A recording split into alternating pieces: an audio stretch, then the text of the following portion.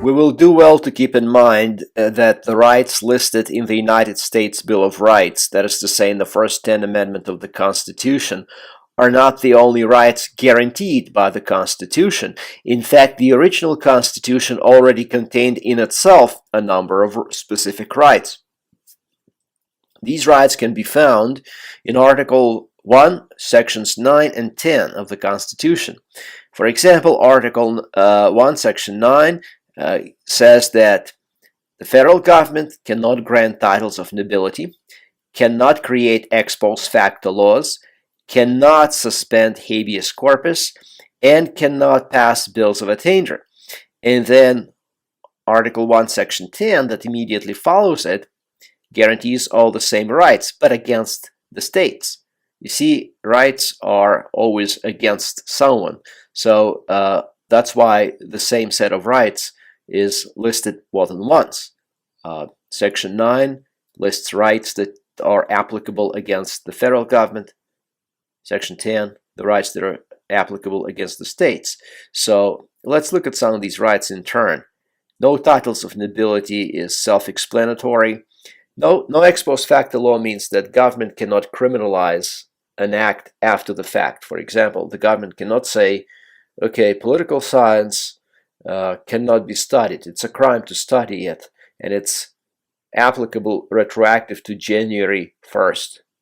Well, obviously, if you're beyond January 1st of a given year, you've broken the law. So the government cannot set you up by passing ex post facto laws. Habeas corpus, writ of habeas corpus is an order to produce a person before a judge in a reasonable amount of time so that the person could be informed of the charges against him or her. Habeas corpus literally means in Latin, you have the body. So the writ of habeas corpus orders a jailer to bring a person before a judge so that the person could be arraigned, could be informed of charges against him or her. Bill of Attainder is a law that sidesteps the judicial process and declares a particular party or parties guilty and imposes punishment. So the federal government didn't want, the founding fathers didn't want us to have that. Now, Article 1, Section 10 contains the same essential rights, but it also has the following provision: that no state shall pass laws impairing obligations of contracts. And this is a particularly interesting one because we will see shortly how it works in cases of private property. But what does it mean in the most basic terms? In the most basic terms, it means that if you have a lawful contract with anyone, a state legislature cannot simply nullify that contract. So let's say you went to buy a car to, I don't know, Tobin Dodge, and you bought a used car for $20,000. And the contract says that you can take it back if you don't like it within 7 days.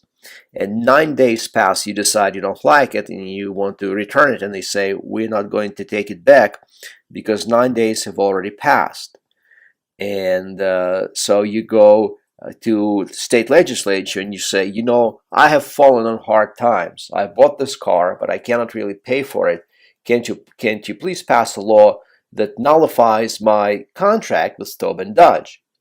And the answer is no, they can't do it because it's constitutionally prohibited. If your contract is otherwise valid, that is to say, if it doesn't have anything illegal in it, if it's a kind of contract that the courts would uphold as valid, then a state legislature cannot pass a law that invalidates it.